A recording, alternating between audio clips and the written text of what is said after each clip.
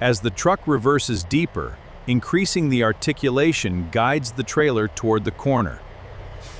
Slow down as you approach a 45-degree angle. 2. Turn the steering wheel fully left and reverse slowly until it reaches about a 45-degree angle.